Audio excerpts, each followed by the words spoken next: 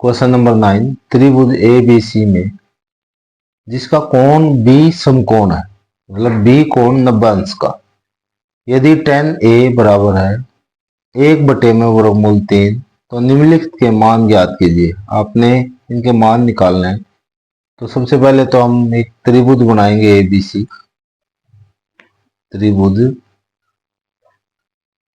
B कोण समकोण, आपका बी कोण समकोण है ए बी सी।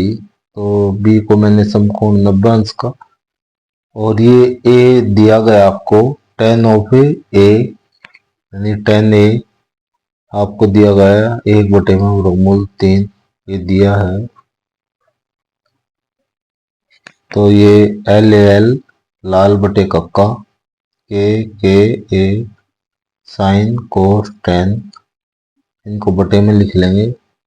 तो ए दिया गया है कोण tan ए, तो ये भुजा जो जिस पे कोण बना है, जो दिया गया कोण है और 90 डिग्री का होता है, उसको हम आधार से लिखते हैं। आधार को ए से, 90 के सामने वाली भुजा कर्ण, कर्ण को के से लिखते हैं। और दूसरी तीसरी भुजा बच गई हमारे पास एक लंब, लंब को एल से लिखते हैं। तो tan लंब बटे में आधार, लंब हमारे पास ये भुजा यानी बी सी, भुजा बटे में आधार ए बी बराबर है 1 में वर्गमूल 3, इनके साथ के मल्टीप्लाई कर देंगे, जहां के कोई धनात्मक संख्या पाइथागोरस की सहायता से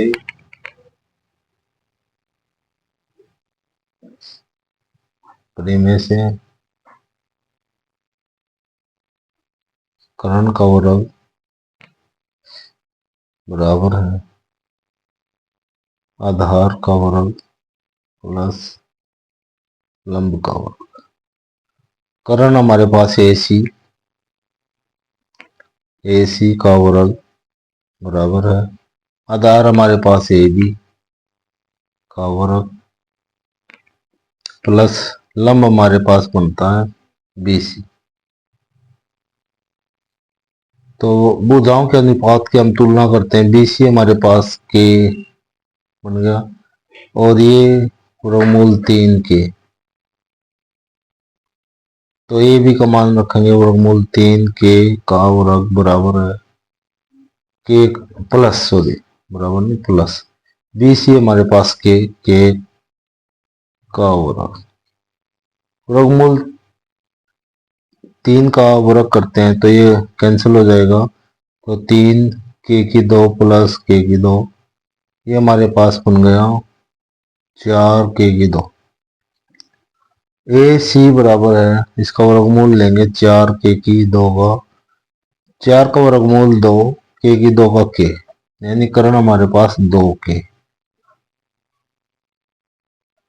अब हमारे पास तीनों भुजाएं हैं, तो जो सिद्ध करना हमने निकालना ज्ञात करना, पहला पार्ट हमारे पास sine of A cos of C plus cos of A गुना में sine C. Sine of A कोण पूछेगा, तो ये भुजा आधार रहेगी, ये लंब बटे में कर्ण होता है, ये लंब है हमारी भुजा के बटे में, और कर्ण 2 के बटे में 2 के इंटू में कोस ऑफ सी, ये सी है कोण, तो इसमें ये भुजा हमारे पास क्या बन जाती है आधार, आधार को ऐसे लिखता हूं मैं। तो कोस निकालना अपना आधार बटे में कर्ण, यानी ये भुजा के बटे में 2 के बटे में 2 के प्लस कोस ऑफ ए फिर ये भुजा आधार बनेगी कोस ऑफ ए, यानी आधार बटे में कर्ण, तो ये आपके पास बनेगी वर्गमूल 3 के बटे में कर्ण यानी 2 के गुणा में कोस ऑफ साइन ऑफ सी, यानी सी कोण लेंगे तो ये भुजा आधार कहलाएगी, ये भुजा लंब बनेगी यहाँ पर। और साइन होता है लंब बटे में कर्ण, तो ये भुजा यानी वर्गमूल 3 के बटे में कर्ण 2 के।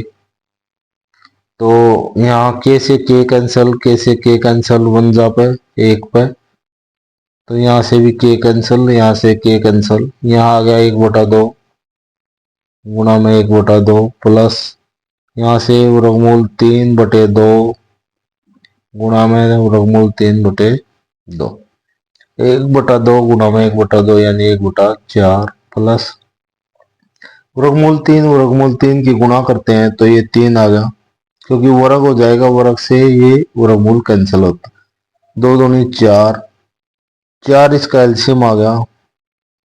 तो ऊपर वाली संख्याओं को ऐसे ही लिखेंगे जब एलसीएम सेम होता है दोनों, तो 1 प्लस में 3 यानी 4, 4/4, 4 से 4 एकम 4, इसका आंसर 1 बन गया। इसी प्रकार सेकंड पार्ट हमारे पास है cos of A cos of C minus sine of A sine of C. तो अभी ये वैल्यू हमने निकाली है cos ऑफ ए यानी ये आती है हमारे पास cos ऑफ ए, तो ये बन गया वर्गमूल 3 के बटे में 2 के। cos ऑफ सी भी यहाँ से निकाल लेंगे वैल्यू, ये बन गया के बटे में 2 के माइनस साइन ऑफ ए भी ये वैल्यू बनती है के बटे में 2 के बटे में 2 के गुणा में साइन ऑफ सी की वर्गमूल 3 के बटे में 2 के।